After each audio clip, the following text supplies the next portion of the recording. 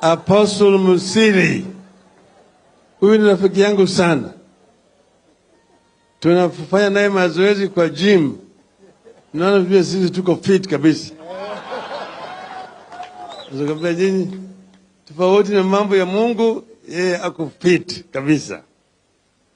Sasa hii hafla ni muhimu sana kwetu kama wana Azimio. Sasa Biblia inasema katika kitabu cha Yohana, John 1, that at the beginning there was Word. Word was with God, and the Word was also God. Sio? Pili, katika hiyo kitabu tu ya Yohana 8:32 mpaka 33, Jesus says that you shall know the truth, and the truth shall set you free. Kwa hivyo sasa leo tunasema ukweli. Ukweli mtupu, nothing but the truth. Sasa marehemu Askofu Desmond Tutu wa Afrika Kusini, may the Lord rest his soul in peace, alisema that without truth there can be no justice. Without justice there can be no reconciliation. Without reconciliation there can be no peace. Without peace there can be no development. Haya ukweli mtupu, ya kwamba bila ukweli hatuwezi kukuwa na, bila ukweli hatuwezi kukuwa na haki, na bila haki hatuwezi kukuwa na utengamano. Bila utengamano hatuwezi kuwa na amani, na bila amani hakuna maendeleo. Leo tuko hapa kusherehekea ushindi wa Wiper na ushindi wa Azimio la Umoja One Kenya Coalition. There's no doubt in our mind that Azimio won the elections convincingly. The facts are there. We got the highest number of members of parliament in the country. We got highest number of members of county assemblies in the country. We also won a number of governors and senators.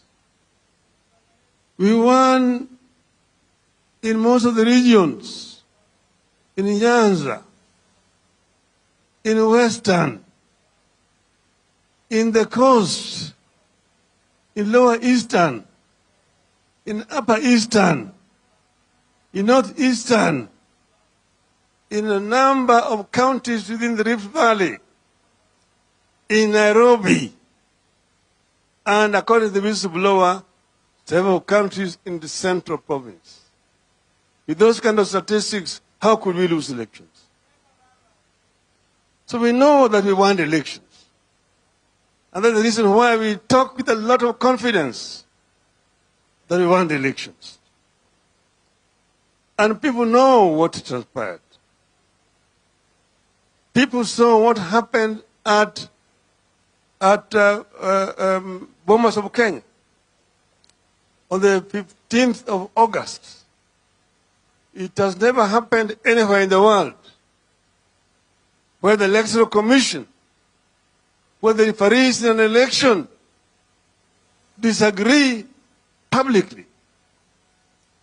Out of 7 members of the Electoral Commission, 4 said no to the results which were being announced by the chairman of the Electoral Commission. Only 2 said yes jointly with their chairman. Under normal circumstances, those results should not have been accepted. They should not even have, nobody should even have announced them. There was a dispute within the Electoral Commission. And that's why we talk with confidence. 3 and 4. My little knowledge of arithmetic tells me that 4 is bigger than 3. For the first time, we have seen a new math where 3 is bigger than 4. We will not tire telling the truth. We want to make rigging a very, very expensive enterprise that nobody will ever again think of rigging an election in this country. Without resolving this matter convincingly, there will be no peace in this country.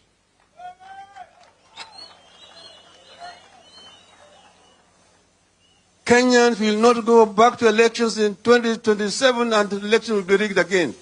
It will never happen again. And we are going to tell them why it will not happen. It will not happen because Kenyans will not accept it. Now we have said that we want to see the truth. We have said that everybody was at fault. When we went to the court, we thought we would get justice in the Supreme Court. We did not get justice. All we got was insults. Insults, matusi matupu. Kwa hivyo sisi tumesema hata Supreme Court itachunguzwa. Itachunguzwa. Hii uamuzi ili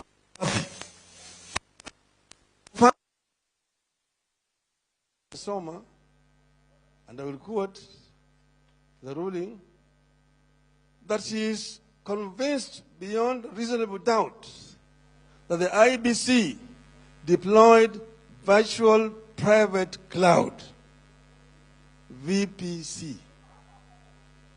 Virtual private cloud. I don't know whether she was aware of what she was saying. At no time during the petition did any party submit that IEBC deployed a virtual private cloud. It was never an issue. We never submitted on it. Neither did the defense bring it up.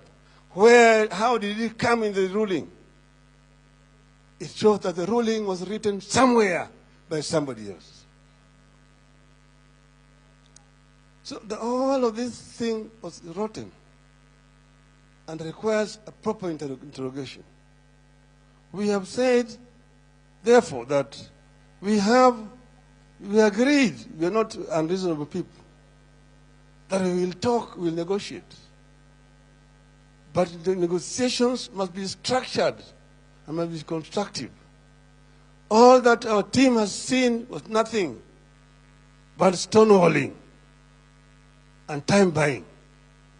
That's why we agreed with the chairman of our bipartisan team, Utende Amolo, say, stop it, stop the rubbish.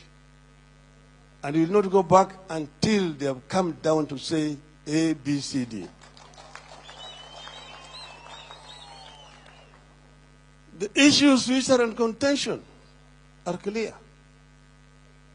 One, we have said that they must agree that the cost of living is too high for the people of Kenya. Gharama ya maisha imepanda sana. Bei ya unga imepanda. Bado yuko juu. Bei ya mafuta yuko juu.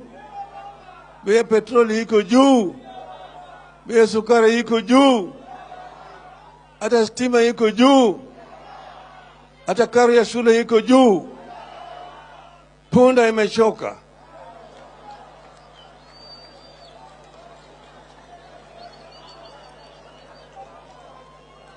As if to add insult to injury, wamekuja na kitu inaitwa finance bill. Finance bill, which is an insult to the people of Kenya. People already are struggling to make ends meet. Now you're adding with a lot of impunity. Alafu nasema ati wapende wasipende. Hiyo lugha tulijua sana. Wakati ya bwana Salat na bwana Sharif Nasir Bwana Kariki Shotara, wapende wasipende, hiyo lugha tulizika. Lugha tulizika. Si punda yako. Mbona tuweke mzigo. There will be no taxation without representation. Hiyo ndio ilileta mapinduzi Amerika, kama hujui. Kwa hivyo huwezi kuongea na madaha na maringo atuwe huko na wabunge ambao wamenunua. You have a false majority of members of parliament. I want to tell you that those people do not represent the people of Kenya. Those people are going to vote for you mainly because you have bribed them. But the people of Kenya don't support it. And we are urging the people of Kenya to withdraw the delegated sovereignty to parliament over this issue. That what parliament passes does not bind the people of Kenya. And the people of Kenya will be entitled to come out and protest and resist repression by this regime. You have said it's not acceptable. Secondly, you have come up with a housing levy. Housing levy. Hiyo mambo ya housing levy, mimi najua sana. Wangekuja kwangu kwa mafunzo, ningewafundisha. Hawajui.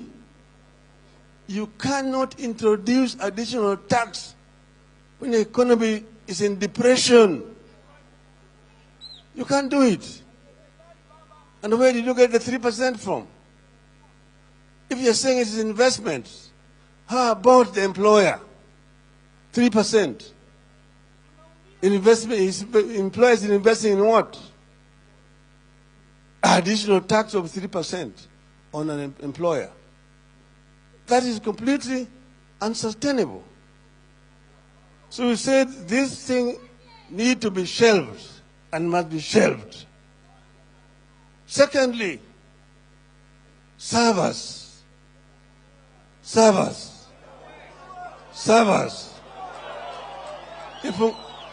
Ifunguliwe. Sifunguliwe. Sifunguliwe. Kama ifunguliwe. Sio?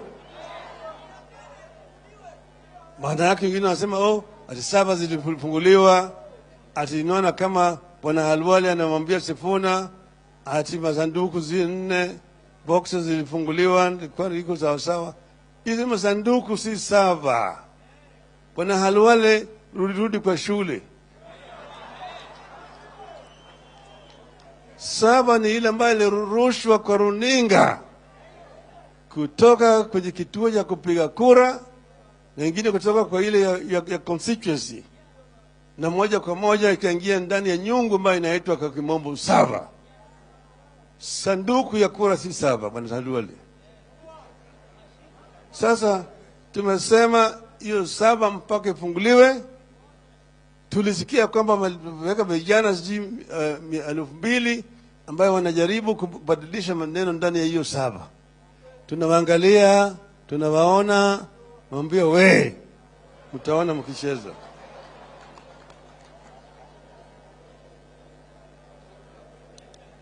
Tatu, mambo kuingilia vyama vya Azimio.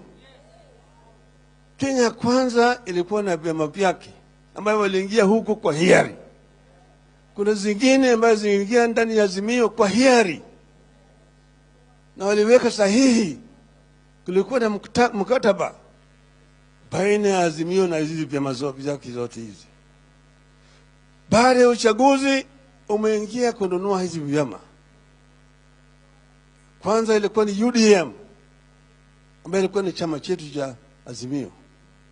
Bila notisi, nasikia jamaa wamevuka mpaka, wameenda mgambo hili.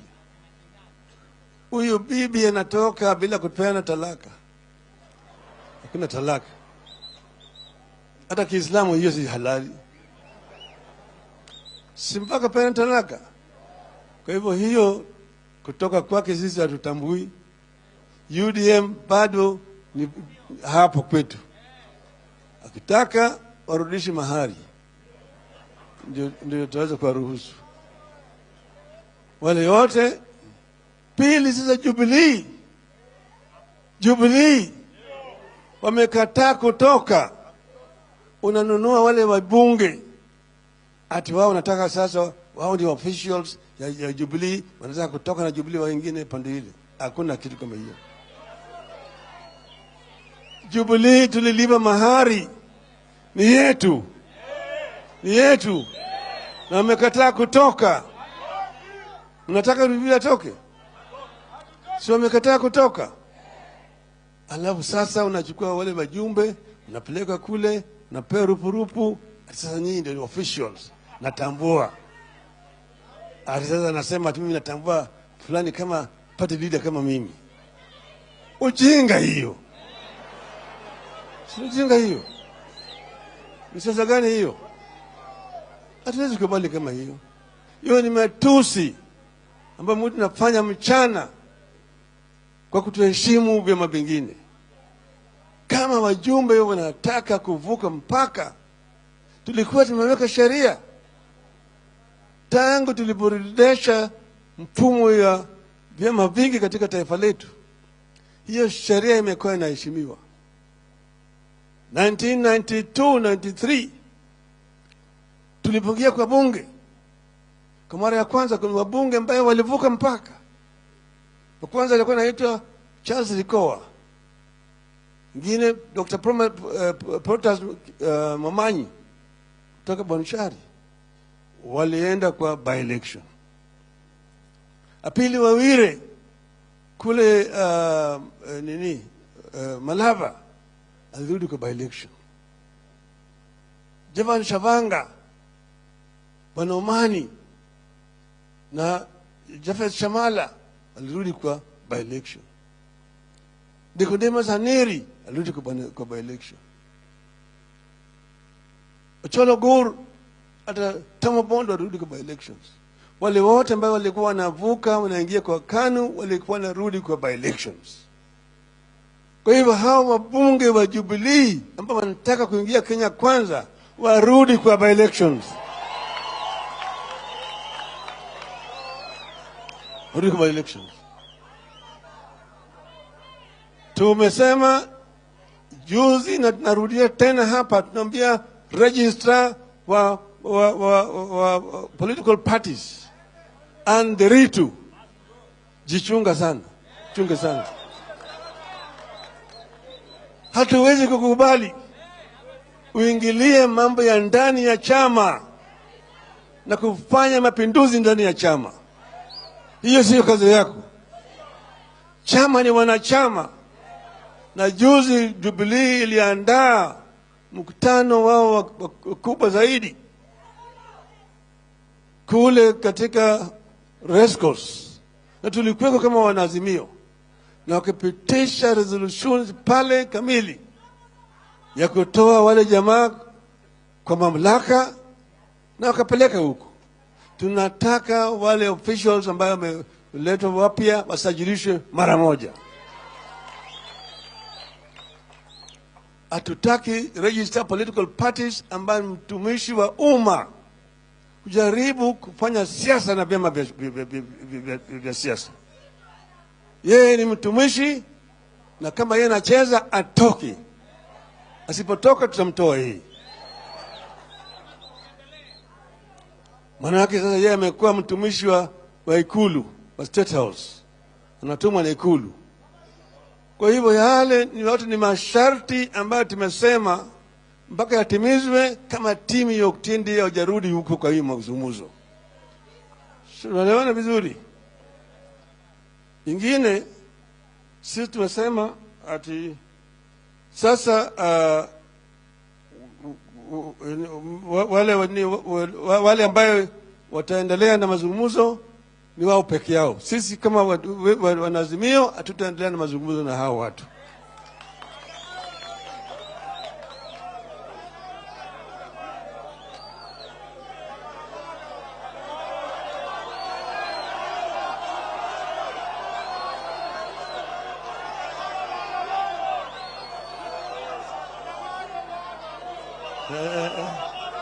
Unasema nini?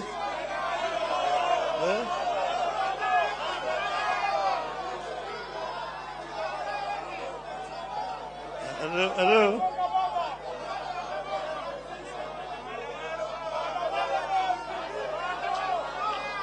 Hello? Hello? Hello? Hello? Asanteni. Asanteni, tumesikia. Hello?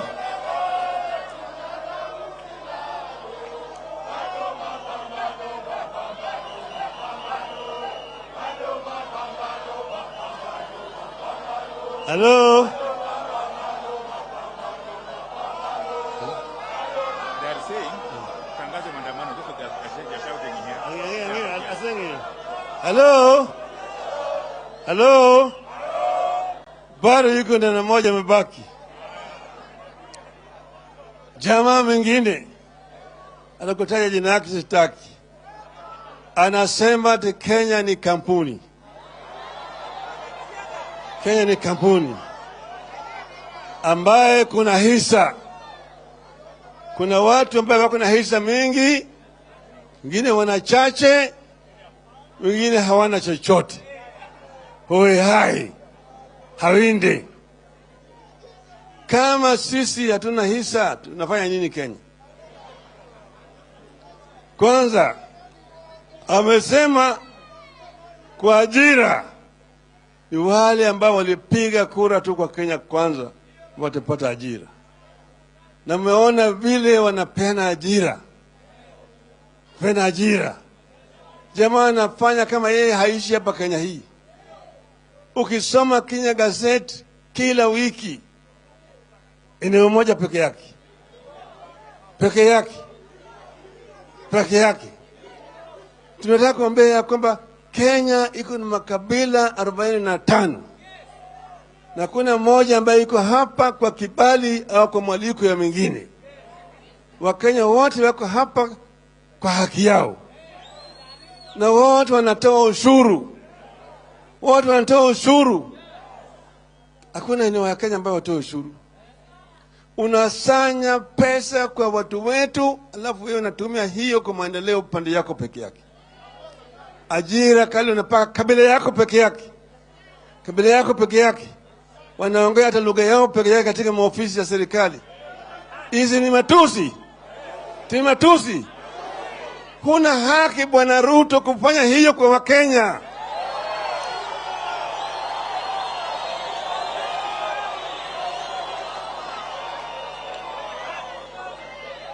Huna haki kututoza ushuru alafu unapatia watu yako peke yake. Kazi unapatia watu yako peke yake. Kila mahali upatia Mkamba unatoa ati hata Mkamba amepata. Ati hata Mjaluo amepata. Hata kama Mkisii amepata. Hao ni Wakenya. Unaajiri PS permanent secretaries 51. Hakuna hata Mkisii moja huko. Hata moja. Hata katika cabinet yako. Parastatal zote unazajaza. Directors, chief executives, chairman na kadhalika. Kabila moja peke yake. Hiyo ni haki. Hiyo ni haki. Hiyo ni haki. Sisi tumekataa. Tumekataa. Tumesema ya kwamba sisi ni Wakenya bila mwaliko ya mtu yote. Wakenya wako na haki. Kama wewe unasema, wewe naibu yako ndiye amesema ati hao watu watakuwa naangalia tu, ile kazi yake kukaa pale kuangalia kama gatekeeper, wewe uko na shangapi, wewe huna chochote, rudi nyuma. Wewe kuja hapa mbele hapa namna hiyo. Na wewe hujakanusha hiyo. Tunampatia wewe wiki moja kukanusha yale maneno haya. Usipokanusha hiyo, tutaandika kwa Umoja wa Mataifa tunataka self determination.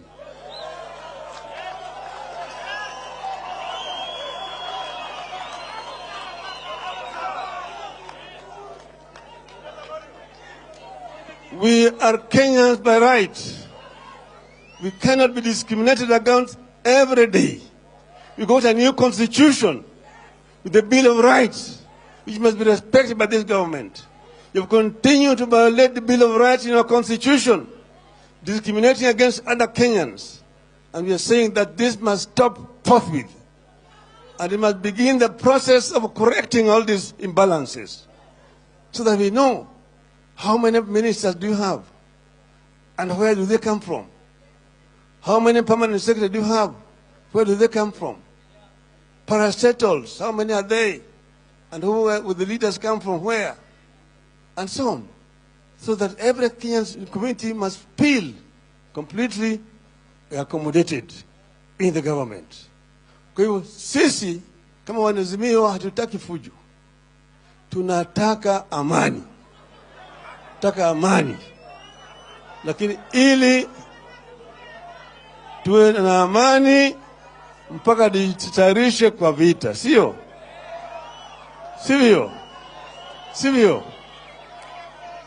Kwa hivyo tumemwambia Bwana Ruto ya kwamba kabla tujafika kwa ile mambo yako ya budget, mambo yale yote yarekebishwe. Sivyo?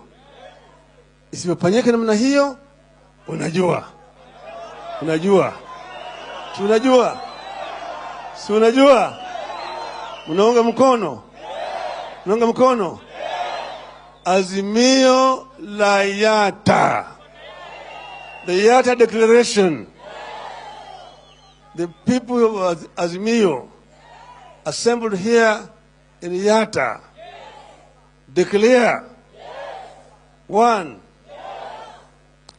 that the cost of living must be come down. Two, that the servers, the presidential elections, 2022 must be opened for auditing.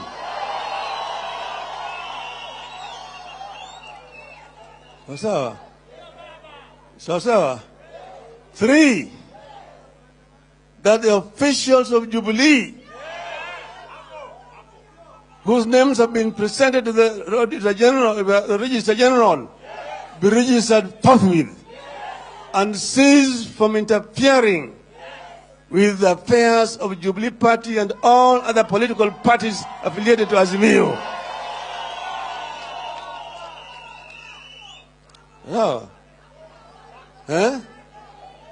Tatu,